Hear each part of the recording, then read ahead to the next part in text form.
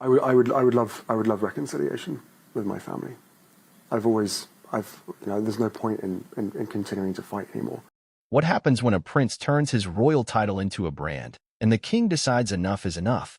In an unprecedented move shaking the foundations of the British monarchy, King Charles, backed by the full weight of the House of Lords, has now legalized the stripping of all royal titles and privileges from his own son, Prince Harry.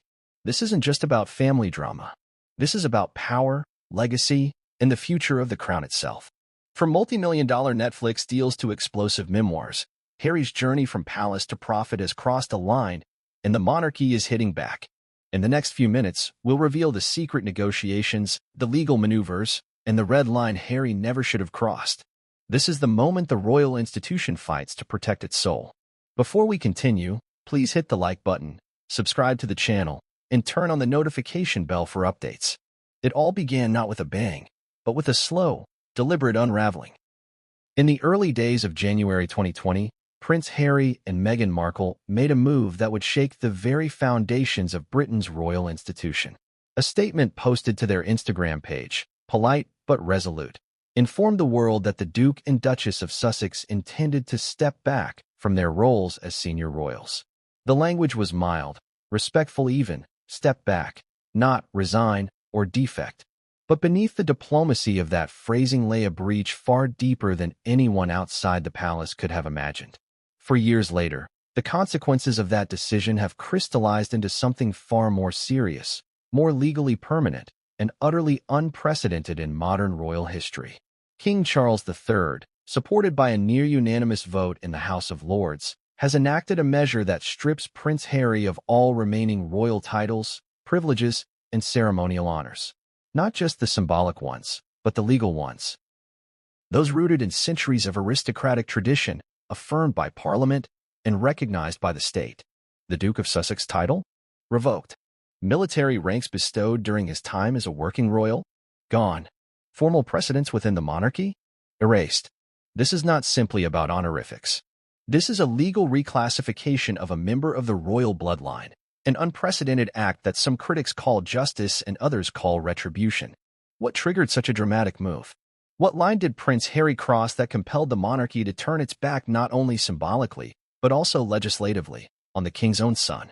The answer is more complicated than a single event, but it revolves around one central charge. Prince Harry, despite stepping back from royal duties, allegedly continued to exploit the royal brand for personal financial gain.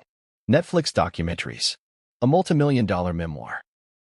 Paid speaking engagements where he was introduced as a senior member of the British royal family.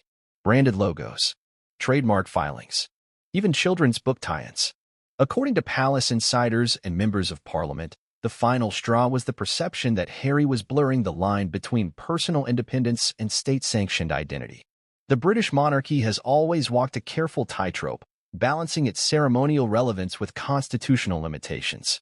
Titles are more than symbols. They are legal appointments, granted not by family but by the crown in service of the state. They confer status, access, and historical authority.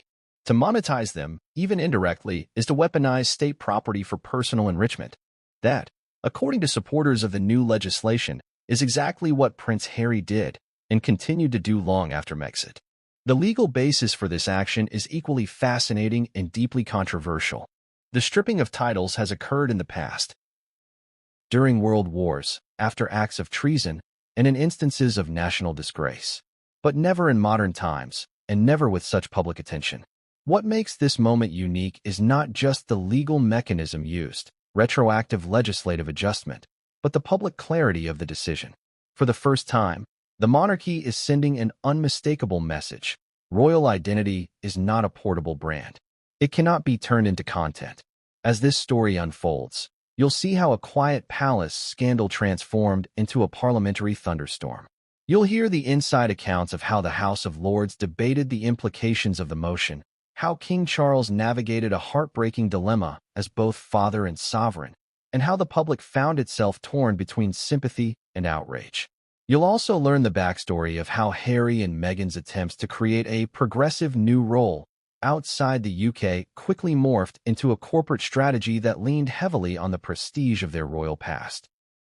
From the Oprah Winfrey interview to the explosive contents of Spare, from Archwell's media empire to the Sussex's controversial appearance at the Queen's Platinum Jubilee, the signs were always there.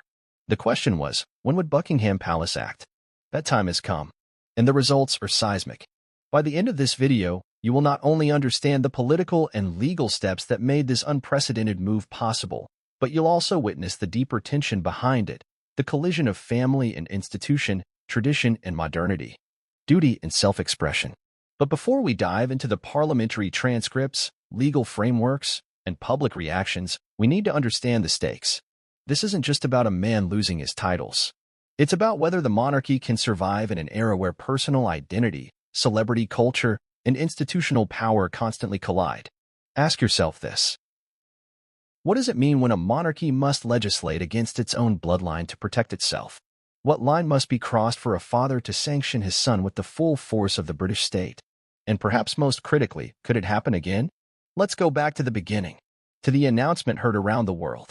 January 8, 2020. That was the date it all began. The post appeared without warning on the Sussex Royal Instagram account. It bypassed Buckingham Palace's traditional communication apparatus, blindsiding even the Queen. It was short, polished, and clearly planned.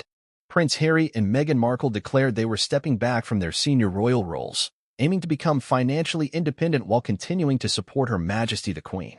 For the monarchy, this wasn't just news, it was a breach of trust.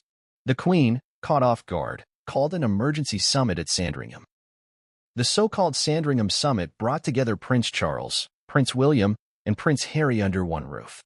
Behind closed doors, the future of the monarchy was being debated, not by Parliament, not by legal scholars, but by a grandmother, her son, and her grandsons. Harry's desire was clear: independence from the institution, but not from the identity. He wanted to continue using his HRH title, maintain access to state security, retain his military roles, and, crucially, continue to brand himself and his wife as the Duke and Duchess of Sussex. The family and the institution said no. The final agreement, often referred to as the Megxit deal, was a compromise. Harry and Meghan would forego using the HRH title in any official capacity. They would repay public funds used to renovate Frogmore Cottage. They would cease performing royal duties. But they would retain their Sussex titles, and Harry would remain sixth in line to the throne. It was an uneasy truce, one based more on emotion than legal clarity. At the time, few could predict how quickly the situation would escalate. In the months that followed, Harry and Meghan relocated to North America, first to Canada, then to California. There, they began building a new public image, one defined by independence, philanthropy, and media presence. Archwell was born. So was a Netflix deal reportedly worth over $100 million. Podcasts followed. So did interviews. And with each new project, the lingering question returned. Were Harry and Meghan speaking as private citizens or as representatives of the crown? For King Charles, the question wasn't philosophical. It was legal. As monarch, he is not merely the head of state. He is the sovereign who confers titles and ceremonial privileges. Titles are not family gifts. They are constitutional instruments, granted in the name of the state and wielded to support its traditions.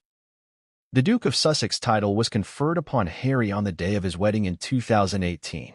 It was a public act, and from that moment on, it became inseparable from the monarchy's legitimacy. But what happens when someone carries the authority of the crown into a commercial contract, into a televised series that critiques the very institution it claims to represent? Into a memoir that sells millions while disclosing private royal conversations? Supporters of Harry argue he was merely telling his truth. Critics insist he was cashing in on state assets. Either way, the effect was the same: a growing perception that the monarchy was being undermined from within, not by scandal, but by branding. The legal ramifications became more pressing with each project. When the Sussexes released their 6-part Netflix docuseries, public backlash was swift. In it, Harry discussed everything from royal media strategy to personal trauma, often speaking in tones that suggested first-hand royal authority. At no point was the distinction made between his private experiences and his constitutional role. The palace, according to insiders, was incensed. For the monarchy, it wasn't just a documentary, it was the weaponization of royal status for commercial gain. Then came Spare, the memoir, published in early 2023, became a global sensation.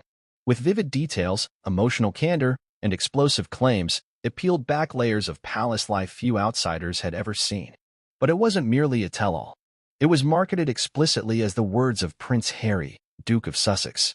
The very identity the monarchy had allowed him to retain was now the anchor for one of the most controversial books in British royal history. That was when murmurs inside Parliament began to turn into formal conversations. Members of the House of Lords, many of whom hold hereditary titles and serve as custodians of British tradition, started asking uncomfortable questions. If Harry had voluntarily left the duties of his title behind, why was he still using it as a brand identifier? Why was the state allowing its own legal titles to become part of a personal business empire? The final straw, according to multiple sources, came not from the content of Harry's media work, but from its framing.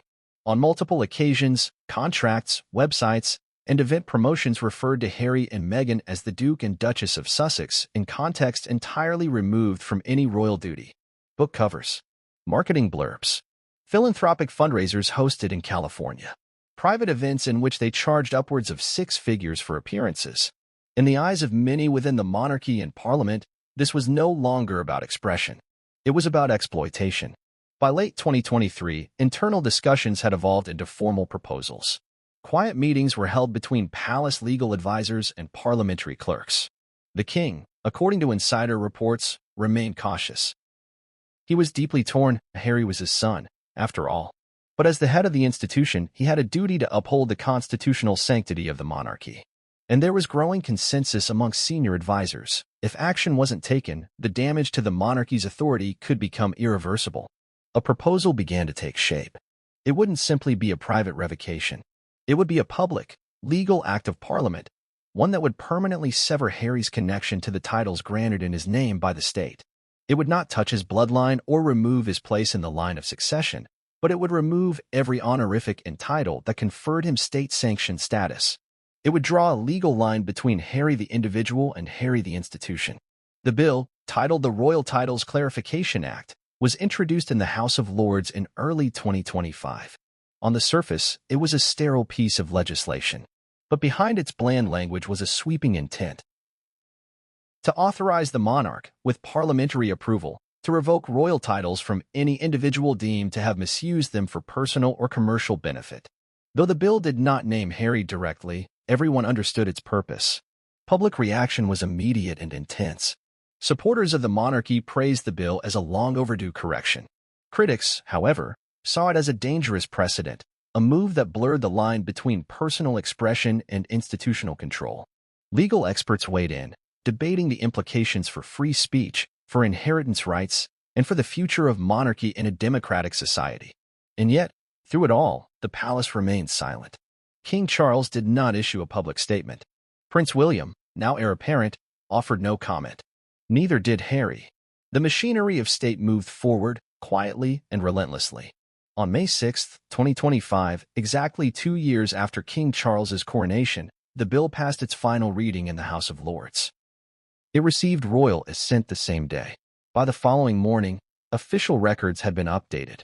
The title of Duke of Sussex had been rescinded. Military honors stripped.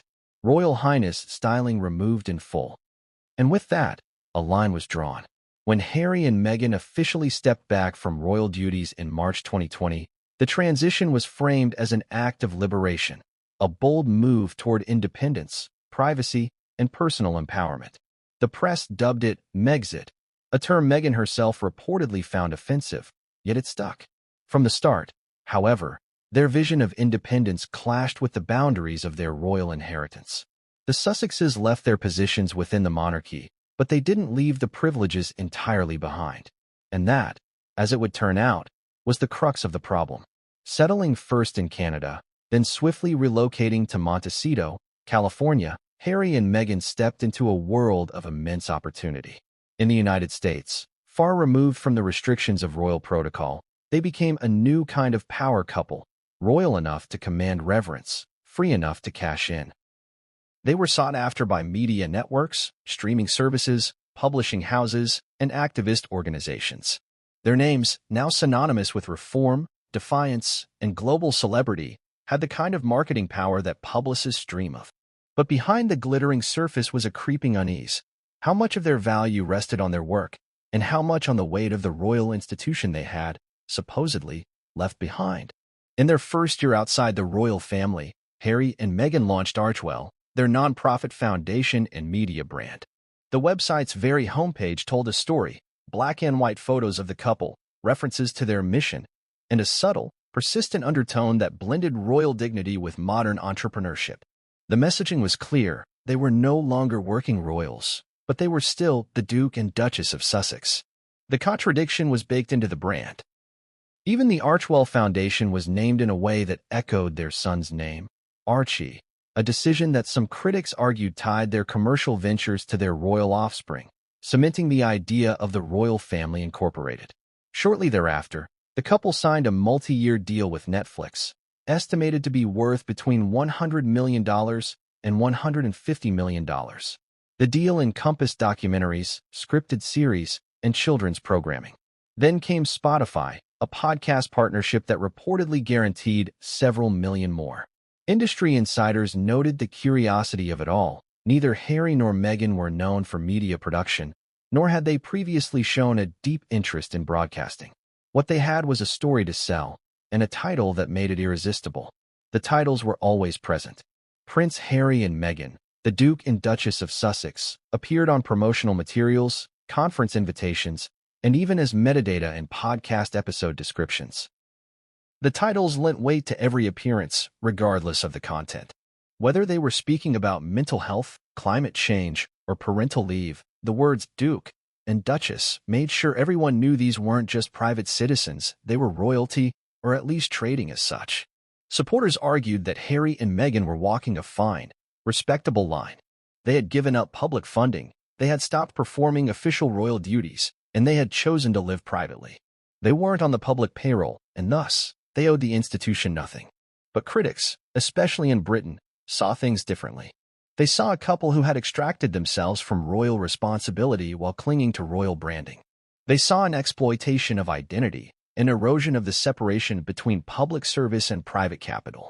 The situation became even more complicated in 2021, when Harry and Meghan sat down with Oprah Winfrey for an explosive televised interview. It was a broadcast event watched by over 17 million people in the United States alone, and millions more worldwide. The revelations were staggering. Allegations of racism within the royal family, confessions about mental health struggles, and Harry's admission that he felt trapped within the institution he was born into. The interview painted the monarchy in harsh light, but more than that, it solidified the Sussexes' role as both insiders and critics.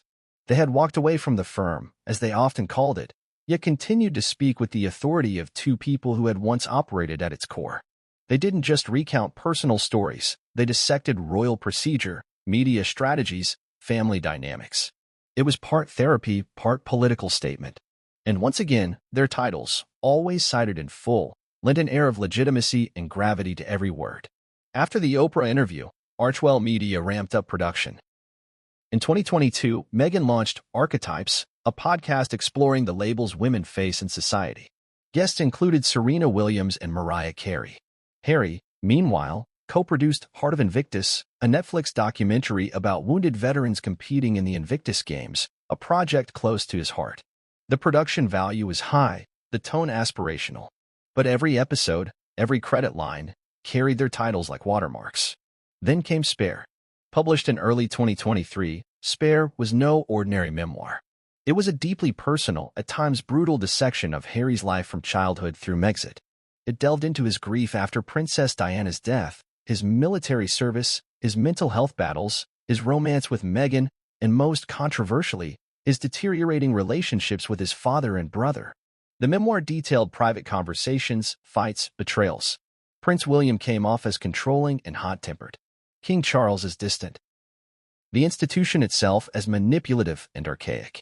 But it wasn't the content alone that raised alarm, it was how it was framed. The book was authored not by Harry Mountbatten Windsor, but by Prince Harry, the Duke of Sussex. The full royal styling was right there on the cover. In the copyright filings. In the marketing blurbs. Even in the interviews Harry did to promote the book. The messaging, intentional or not, suggested that the book was not just a personal story, it was a royal expose told from inside the palace walls. To many in Britain, it was a line crossed. It wasn't merely that Harry had spoken out. It was that he had done so from a position of official royal identity. It blurred the boundaries in ways that made traditionalists uncomfortable and constitutional scholars alarmed. If the monarchy is to mean anything, they argued, then its titles must carry weight and responsibility. To use them outside of that context, especially to criticize the institution itself, was tantamount to borrowing state power for private use. Legal commentators began raising questions. Could the monarchy exist if its members operated independently, yet still wielded their titles as brands? Was there any legal framework preventing this? And more critically, what precedent did this set for future royals who might one day wish to walk the same path? The Queen's passing in September 2022 added urgency to these questions. With King Charles III now on the throne, the monarchy faced both an opportunity and a challenge. The Queen had always operated with a deep sense of restraint, rarely engaging with controversy directly. Charles, known for his interest in reform and modernization, found himself at a crossroads. How would he deal with the issue of his younger son, a son who had become a global celebrity and occasional antagonist, all while wearing the mantle of a royal duke? Throughout 2023 and into early 2024, pressure grew from within the corridors of power. Members of the House of Lords, many of them deeply conservative and fiercely protective of Britain's constitutional traditions, began drafting private memos urging the Crown to take action. Royal advisors commissioned discreet legal reviews. Even MPs in the House of Commons began whispering about legislation. And yet, through it all, Harry and Meghan continued to operate as if their positions were secure. They attended charitable events, launched new initiatives, and signed new content deals. Promotional material continued to refer to their titles. On international tours and speaking engagements, they were introduced not just as public figures, but as royalty contemporary representatives of the Crown, even if unofficial. By the end of 2024, the tension could no longer be ignored. Polls showed increasing public dissatisfaction, particularly among older Britons. A YouGov survey revealed that 58% of respondents believed Harry's titles should be removed. Editorials in leading newspapers, including The Times and The Telegraph, called on King Charles to act before more damage was done. Even formerly sympathetic voices began to turn. The narrative had shifted. It was no longer about whether Harry had a right to speak, but whether he had a right to speak as royalty. And yet, perhaps most telling was the international confusion. In the United States and other parts of the world, many still saw Harry and Meghan as active royals. News anchors referred to them as British royalty. Tabloid headlines used their titles without hesitation. Invitations to conferences, galas, and panels presented them as representatives of the House of Windsor, even though they had not carried out a single official duty in years.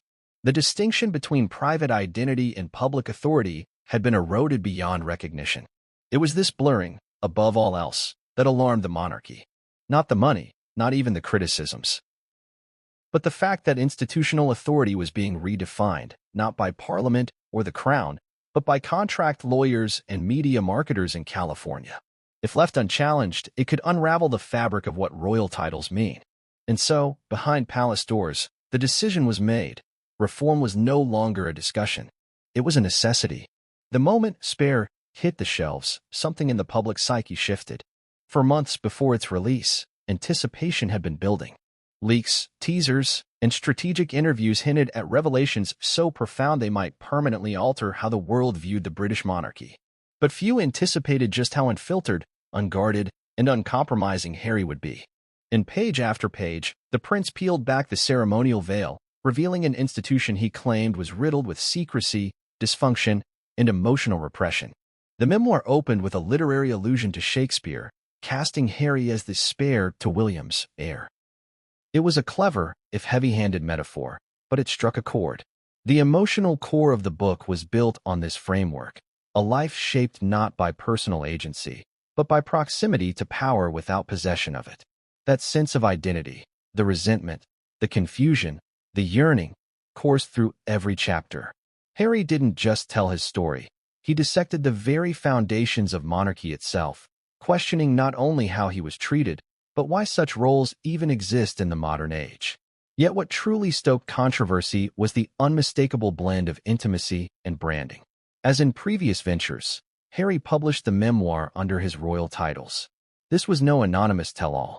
It was Spare by Prince Harry, the Duke of Sussex, a fact not lost on British commentators, royalists, and constitutional scholars alike. To them, it was not just a memoir. It was an act of cultural rebellion cloaked in official regalia. The book's details were vivid and sometimes shockingly granular.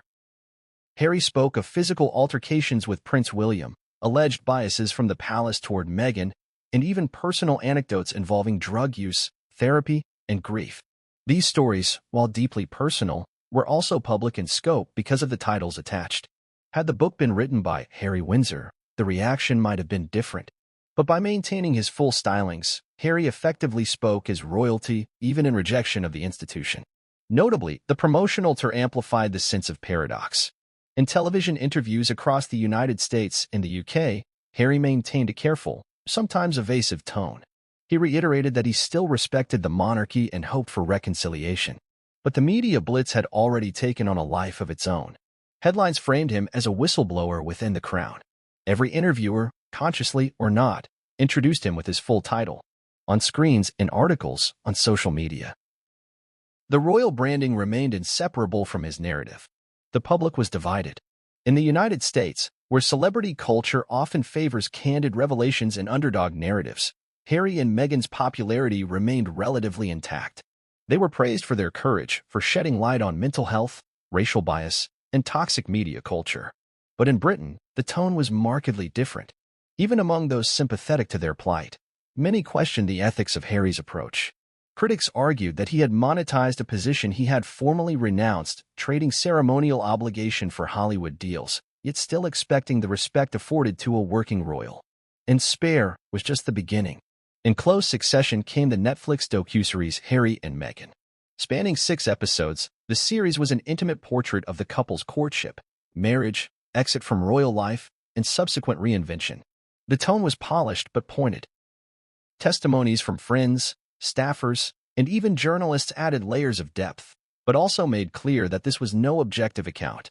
It was, in essence, a curated rebuttal to years of negative press coverage. From a production standpoint, the series was a triumph. It topped streaming charts, drew global attention, and reaffirmed the couple's power as cultural commentators. But, as with the memoir, it left little doubt that their value stemmed in large part from their former royal roles. Viewers didn't tune in for a typical celebrity love story. They came for insight into the House of Windsor from 2 of its most controversial former members. The series didn't pull punches. It accused royal aides of leaking damaging stories. It portrayed the British press as predatory, xenophobic, and manipulative. Perhaps most notably, it suggested that Meghan had been isolated and unsupported by palace officials at her most vulnerable.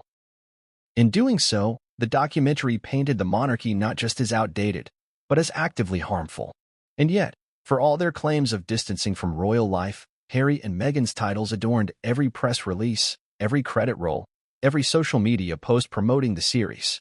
Their Montecito mansion was filmed in grandeur reminiscent of palace interiors. Interviews were staged with lighting and ambience more befitting statecraft than celebrity lifestyle.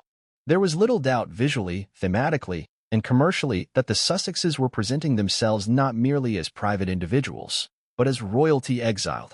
This blending of image and identity didn't go unnoticed in political circles. In Parliament, murmurs began to grow into formal debates.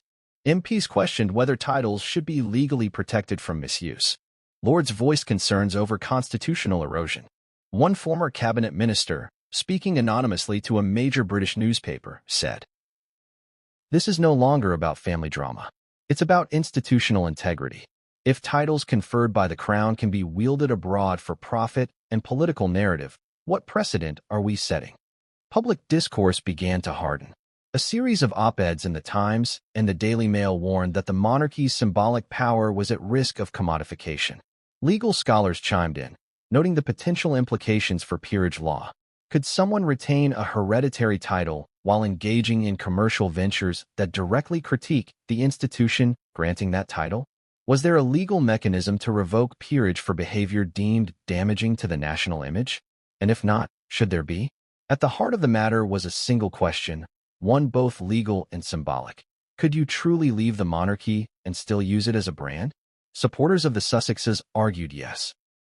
They maintained that Harry's bloodline was immutable, that titles are as much part of his identity as his name or heritage. They pointed out that other royals had pursued business ventures without losing their honors. Prince Andrew, for example, retained his Duke of York title despite a far more controversial public profile. Why single out Harry? But opponents countered that the context was different. Harry and Meghan hadn't just entered business. They had done so on a global scale, using their titles to market content that often directly challenged the very monarchy their status depended upon. That wasn't tradition. That was contradiction. Moreover, the international nature of their fame complicated things. American media, less familiar with British peerage protocol, consistently framed Harry and Meghan as active royals. Late-night hosts, news anchors, even award shows referred to them as prince and princess. The House of Windsor, for all its efforts to distance itself, remained firmly in the public imagination thanks to the Sussexes' continued use of their stylings. This created a geopolitical conundrum.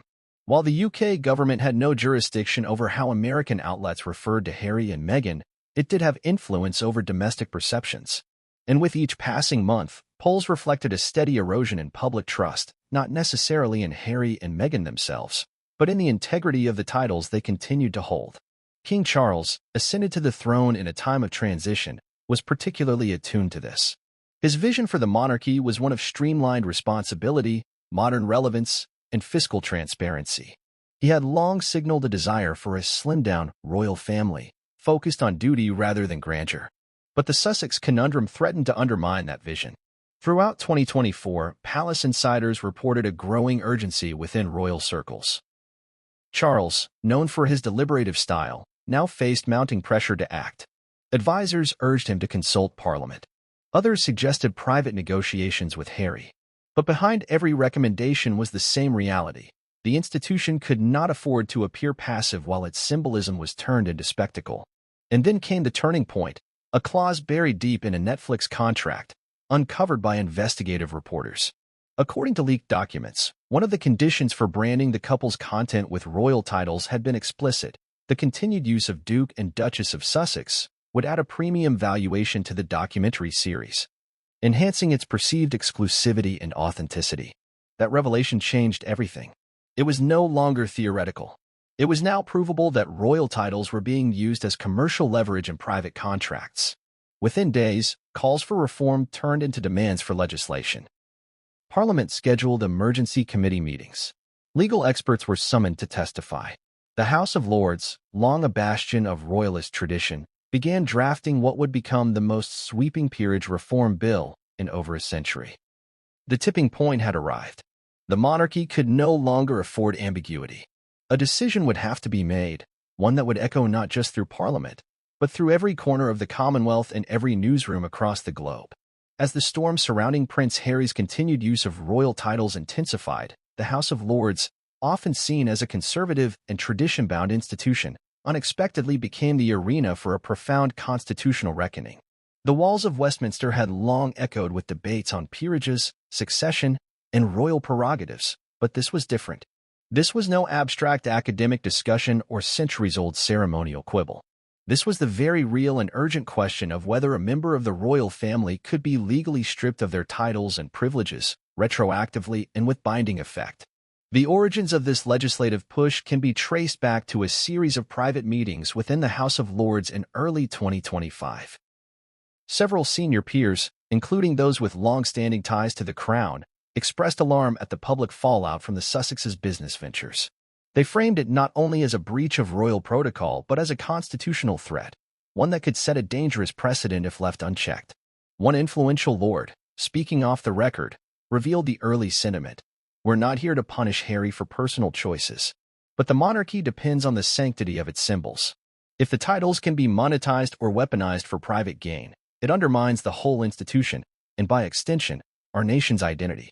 The legal complexities of stripping titles are enormous. Unlike elected offices, royal titles are conferred by letters patent, formal documents issued by the sovereign and recorded in the public record. The rules governing them are intricate, grounded in centuries of tradition, statute, and common law precedent. Stripping a title was historically reserved for acts deemed treasonous or for egregious breaches of public duty, not for commercial activity, or personal branding. Yet, as the discussions progressed, it became clear that existing laws were insufficient to address this unprecedented challenge. The peerage and royal titles legal framework was antiquated, lacking clarity on how modern media and commerce intersected with hereditary privilege. In response, a coalition of lords drafted a new bill, the Royal Titles Integrity Act. The bill proposed a series of measures aimed at protecting the dignity and exclusivity of royal titles. Key provisions included the legal authority for the sovereign, with Parliament's approval, to rescind or suspend any royal title in cases of misuse or conduct deemed detrimental to the monarchy. Clear definitions of misuse, particularly emphasizing commercial exploitation and public disparagement of the institution associated with the title. Retroactive application of the law, allowing for past conduct, such as Harry's memoir and Netflix deals, to be grounds for revocation. The establishment of a Royal Titles Oversight Committee, composed of legal experts, constitutional scholars, and royal household representatives, tasked with investigating alleged violations and recommending action. The introduction of this bill sparked fierce debate. On the one hand, many praised it as a necessary modernization, a safeguard to protect the crown's reputation and prevent the dilution of royal dignity in an age of social media and celebrity capitalism. On the other, critics decried it as overly harsh, potentially authoritarian, and an infringement on personal freedoms. Opponents argued that the bill risked criminalizing speech and artistic expression. They raised concerns about retroactivity, which is often considered unjust in legal principles. Some drew parallels with historical instances of political repression, warning that the bill could be weaponized to silence dissent within the royal family or broader society. The media frenzy was relentless. Headlines across Britain and beyond blared with headlines like "Monarchy versus Sussex," "The battle over royal identity," and "Is the crown silencing its own?" Social media exploded with divided opinions. Supporters of Harry and Meghan decried the bill as a witch hunt, while royal traditionalists hailed it as the restoration of order. Amidst this uproar, King Charles made a rare public statement. Speaking from Buckingham Palace, he emphasized his respect for the Sussexes as family but underscored his duty to preserve the monarchy's integrity. The crown represents continuity, stability, and unity. It is not merely a title or a name to be traded for personal gain. These measures are about safeguarding our national heritage for future generations. Behind closed doors, however, negotiations were complex. Harry's legal team challenged the constitutionality of the proposed law, citing protections under the Human Rights Act and arguing that titles, once conferred, could not be arbitrarily revoked. They emphasized Harry's right to free expression and the legitimacy of his commercial enterprises as independent of royal status. Parliamentary committees held extensive hearings, calling experts in constitutional law, historians, and representatives from the royal household. The questions were probing. How far could the crown go in regulating personal conduct? Could this open the door to further intrusions on private lives of royals?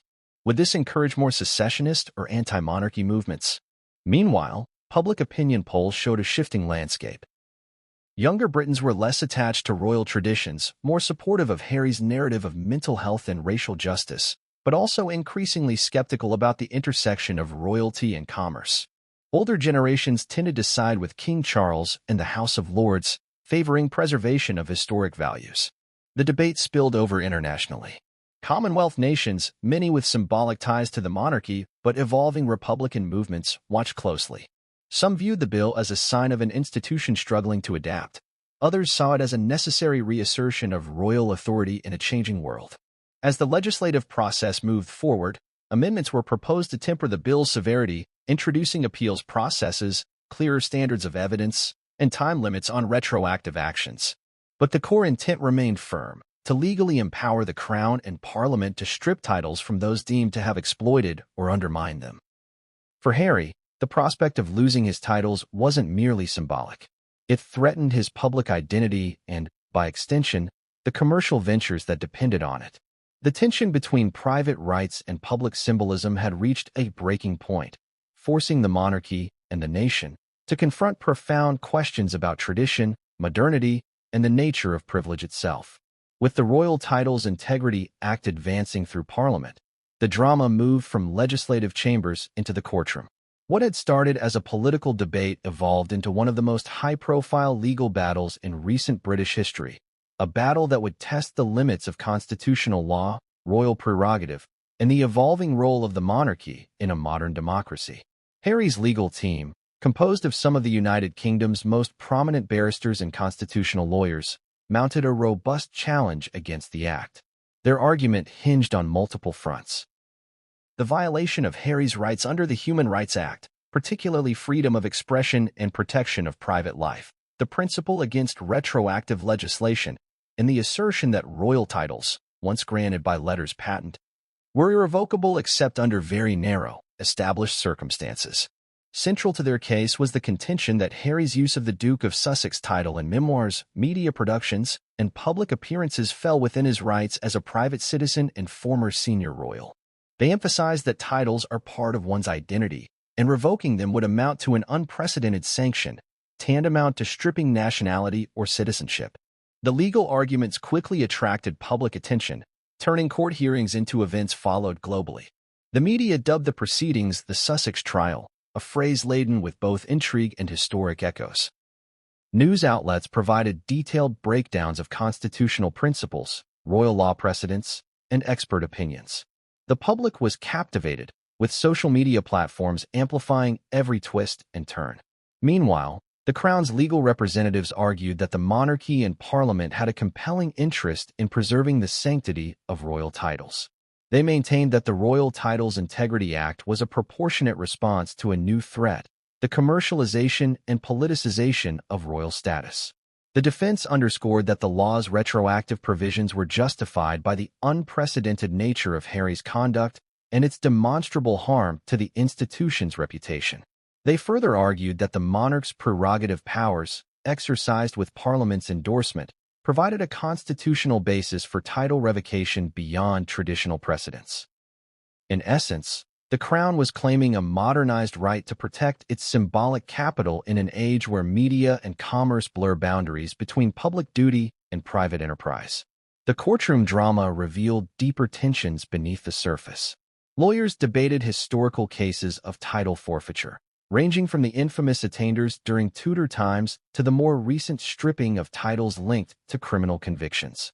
But none of those cases involved commercial use or personal branding, making the Sussex case legally novel and complex. Outside the courtroom, the public debate intensified. Opinion polls indicated a nation divided. Supporters of the monarchy viewed the legal challenge as an affront to national heritage and stability. They saw Harry's continued use of his title as opportunistic and disrespectful, demanding accountability to preserve royal dignity. Conversely, many viewed the lawsuit as an overreach, a punitive move by an institution unwilling to accept criticism or change. Harry's supporters highlighted his advocacy on mental health, racial justice, and social causes, framing him as a modern figure pushing outdated traditions into the future. They argued that the Crown's efforts risked alienating a younger, more diverse generation. Social media campaigns emerged on both sides, with hashtags like #ProtectTheCrown and #FreeTheSussex trending at different times. International commentary added layers to the debate, with some Commonwealth countries reassessing their ties to the British monarchy and questioning what this legal battle signified for the future of royal institutions worldwide. Legal experts provided varied assessments. Some praised the act as a necessary clarification for modern times, a mechanism to safeguard institutions under siege by celebrity culture.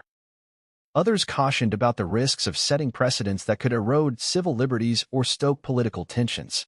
As the court hearings progressed, key witnesses were called. Constitutional scholars outlined the historical evolution of royal titles and peerage law.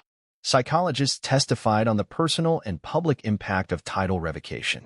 Former royal aides provided insight into palace protocols and the damage done by unauthorized use of royal branding. One particularly poignant moment came when a senior advisor to King Charles took the stand.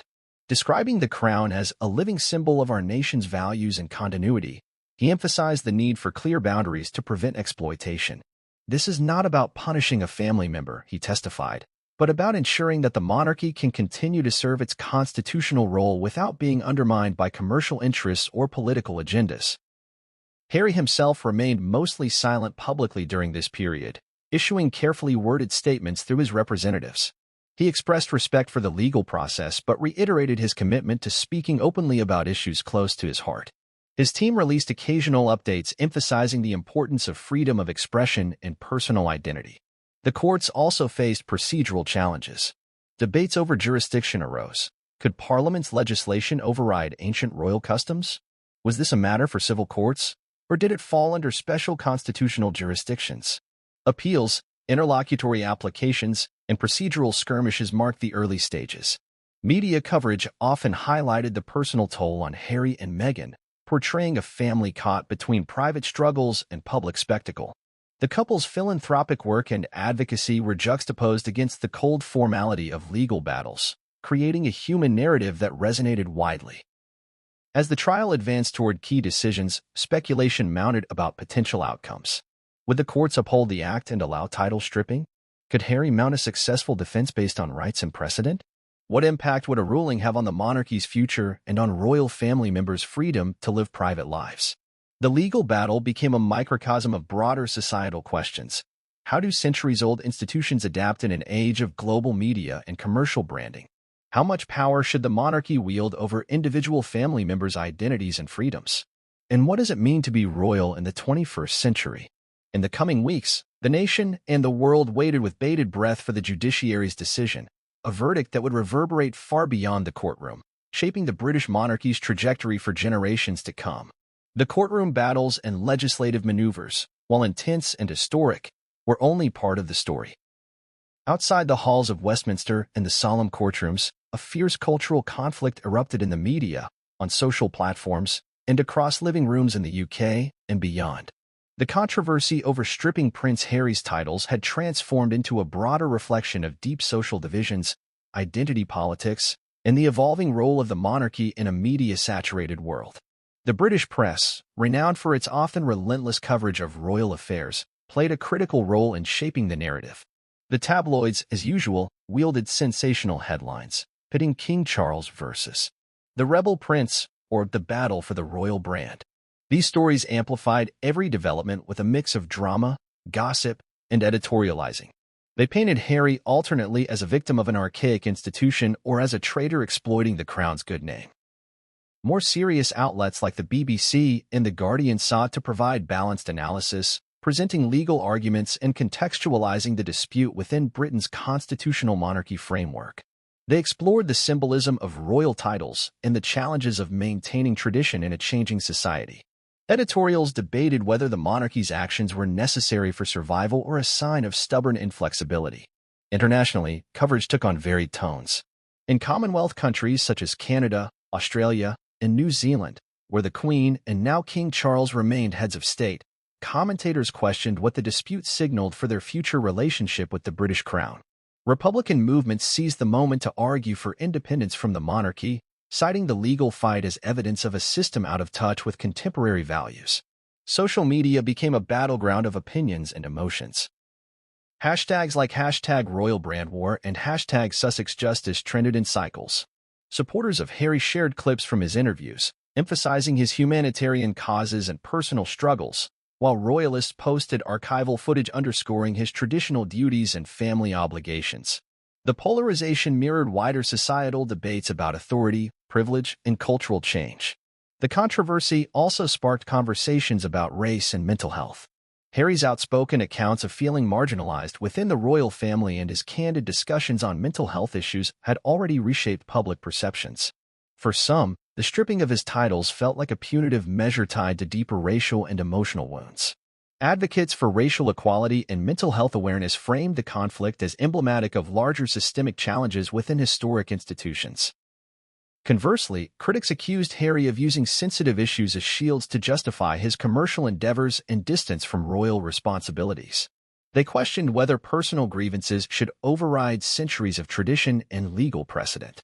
The debate exposed underlying tensions about the intersection of personal identity and public duty in the modern monarchy. Beyond politics and media, the controversy resonated with everyday Britons grappling with national identity in an era marked by Brexit, economic uncertainty, and social change. Polls revealed generational divides. Older citizens tended to emphasize respect for tradition and continuity, while younger demographics favored modernization and individual rights. Public events, from royal ceremonies to charity functions, became stages for expressions of loyalty or dissent. Pro-monarchy rallies coexisted with protests advocating for Harry's rights and calls to reform the institution. Street conversations and pub debates reflected the same intense passions playing out in the media spotlight. Celebrity commentators weighed in, further fueling the cultural clash. Some praised Harry as a trailblazer, a modern prince challenging outdated norms. Others criticized him as reckless, prioritizing fame and fortune over duty and family unity. These voices amplified the stakes beyond legalities, making the dispute a symbol of broader societal struggles between change and tradition. As public attention waxed and waned, the controversy had lasting impacts on the monarchy's public image. King Charles, newly ascended to the throne, faced the challenge of balancing firmness with compassion, maintaining royal authority without alienating a generation skeptical of inherited privilege. His public addresses increasingly emphasized unity and respect for personal struggles, even as his administration pursued legal remedies. Meanwhile, Harry and Meghan's global profile continued to grow through media projects and philanthropic efforts, complicating the narrative. Their visibility helped sustain their support base, but also provoked ongoing criticism about their motivations and the boundaries between public service and personal branding. In the end, the media and public reaction underscored that this was not merely a dispute about titles but a cultural moment, a reflection of how the monarchy must navigate a world where symbolism, identity, commerce, and personal freedom intersect and often collide. As the controversy over Prince Harry's titles deepened, King Charles found himself at the center of a delicate balancing act. Ascending the throne amid this unprecedented family and constitutional crisis, he faced the immense challenge of restoring the monarchy's authority while addressing the fractures within his own family and the institution he now led. This section delves into King Charles's strategic approach, leadership style, and the careful political and public relations moves he employed to navigate the storm. From the outset, King Charles demonstrated an acute awareness of the complex dynamics at play. Unlike previous monarchs who often maintained a stoic distance from public disputes, Charles recognized that the modern media environment demanded a more nuanced, engaged, and empathetic response. His team began crafting a strategy that combined firm legal action with measured public messaging designed to maintain respect for royal traditions without appearing overly harsh or vindictive. One of his key moves was to frame the stripping of Harry's titles not as a personal vendetta, but as a necessary step to protect the monarchy's long-term integrity. Official statements emphasized that royal titles and honors were state-conferred privileges, not personal possessions, and their misuse risked damaging the institution's credibility. The royal household underscored that the decision was supported by the House of Lords and Parliament, reinforcing that this was a matter of constitutional importance rather than family drama. King Charles also initiated a series of private efforts aimed at repairing family relationships, though these were largely shielded from the public eye. Close aides and insiders revealed that the king sought multiple opportunities for dialogue with Harry and Meghan, urging them to consider the wider implications of their public actions. While some reports described moments of tension and misunderstanding, others suggested a sincere, if strained, desire for reconciliation. At the same time, Charles launched a broader campaign to modernize the monarchy's public image. He recognized that younger generations were increasingly critical of inherited privilege and demanded relevance and accountability from institutions. To this end, the king expanded royal engagements focused on social justice, environmental issues, and community service, areas in which Harry had previously made his mark. By emphasizing continuity in values and mission, Charles sought to bridge generational divides and counter criticisms of the monarchy's rigidity. The king's speeches reflected this approach. Rather than condemning Harry outright, Charles spoke of challenges that test us all and the importance of upholding values that unite the nation. These carefully calibrated messages sought to convey both strength and compassion, acknowledging personal struggles while affirming the monarchy's role as a stable, unifying force. Behind the scenes, the Royal Communications Office worked tirelessly to manage media narratives. They engaged with journalists, provided background briefings, and prepared for high-profile interviews and press conferences. The aim was to project control, transparency, and a forward-looking vision for the monarchy that could withstand the scrutiny and speculation swirling around the family. King Charles also took steps to strengthen the legal framework protecting royal titles and symbols beyond the immediate case of Harry.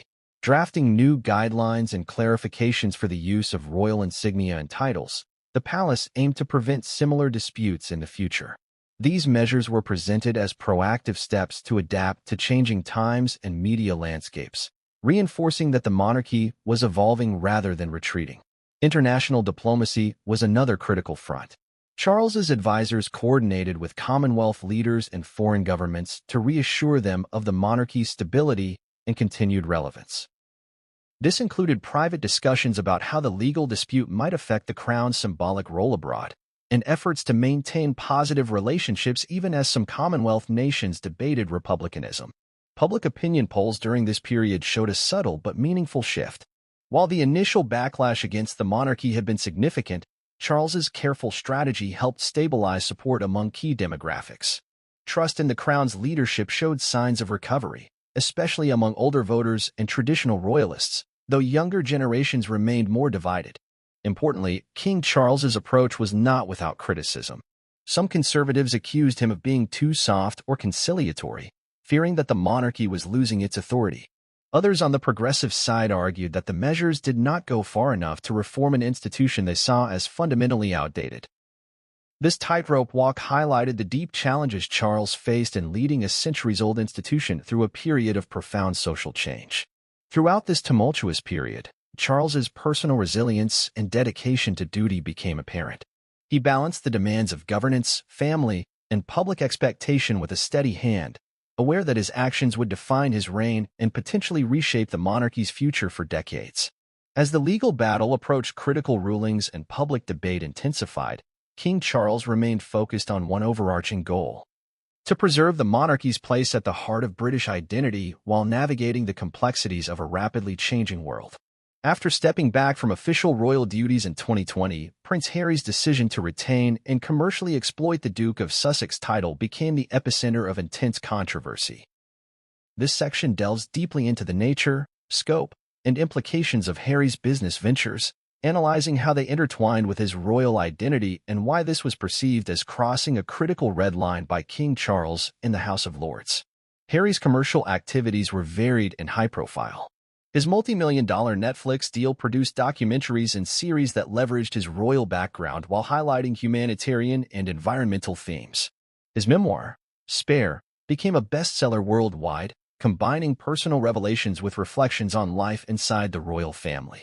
Public speaking engagements, partnerships with luxury brands, and philanthropic projects all carried the Sussex title or its associations, blurring the lines between private enterprise and royal symbolism. Critics argued that these ventures represented a calculated use of a state-conferred title for personal financial gain. The monarchy, traditionally a non-commercial institution funded by public money and private estates, viewed the brand of Duke of Sussex as a sacred symbol of duty and service. Monetizing this brand, they contended, amounted to exploiting public trust and goodwill for profit, a move that endangered the monarchy's reputation and raised ethical questions. Supporters of Harry countered that his use of the title was a matter of personal identity and freedom of expression. They emphasized his philanthropic intentions and claimed that the commercial projects helped fund charitable causes and advance public awareness on critical issues. Furthermore, they argued that stepping back from official duties did not mean relinquishing his identity or voice, especially in a media-driven world where personal branding is paramount. Legal experts analyzed how titles conferred by the crown are traditionally used. Letters patent that granted the Duke of Sussex title stipulated its use in official capacities, not commercial ventures. While there had been precedent for former royals engaging in private business, none had so prominently used their royal titles as marketing tools. This legal gray area became a pivotal argument in the subsequent legal battles. Beyond legalities, the cultural and symbolic implications were profound. The royal brand had been carefully managed for centuries, symbolizing stability, continuity, and service. Harry's ventures challenged this carefully curated image, injecting elements of celebrity culture, personal narrative, and commercial enterprise. This shift forced the monarchy to confront difficult questions about adapting tradition in a globalized media landscape. The timing of these ventures also contributed to tensions. Coming soon after Megxit, the highly publicized decision by Harry and Meghan Markle to step back from royal duties. The commercial use of the Sussex title was seen as a provocative act. It amplified perceptions of the couple's departure not just as a private family decision, but as a public break with royal norms and expectations. This perception was compounded by the content of Harry's projects. The memoir Spare revealed intimate and sometimes critical insights about the royal family, while Netflix productions spotlighted social justice and environmental causes, sometimes indirectly critiquing institutional inertia. For some within the monarchy and public, these works blurred the line between personal expression and public allegiance. Financially, Harry's ventures proved enormously successful, generating tens of millions in revenue. This success sparked debates about accountability and transparency. Questions arose about how much of this income was tied to the Sussex title and whether the monarchy should receive a share or have any regulatory oversight. These questions, unprecedented in modern royal history, further complicated the institution's response. The media scrutinized every deal, headline, and public appearance. Analysts examined how Harry's brand strategy compared to other royals who had pursued independent careers, such as Princess Diana's charitable work or Prince Andrew's business controversies. In contrast, Harry's approach was unique for its openness and scale, making it a lightning rod for discussion about the monarchy's future role. Public reaction to Harry's monetization efforts was mixed. While some applauded his entrepreneurial spirit and commitment to causes, others saw a troubling commodification of royal status. Social media debates frequently highlighted concerns over privilege, the ethics of profiting from inherited status, and the impact on the monarchy's moral authority. Amid these dynamics, King Charles and his advisors framed the commercial use of royal titles as a boundary that must not be crossed. This framing was central to the legal justification for retroactively stripping Harry of his remaining titles and privileges. It sent a clear message: royal status is a public trust, not a personal brand to be leveraged for profit. This section concludes by exploring how Harry's business ventures not only ignited legal and political repercussions, but also symbolized the broader cultural shift challenging centuries of royal tradition. The Sussex brand, once a symbol of service and duty, had become a contested space where identity, commerce, and monarchy collided with unprecedented force.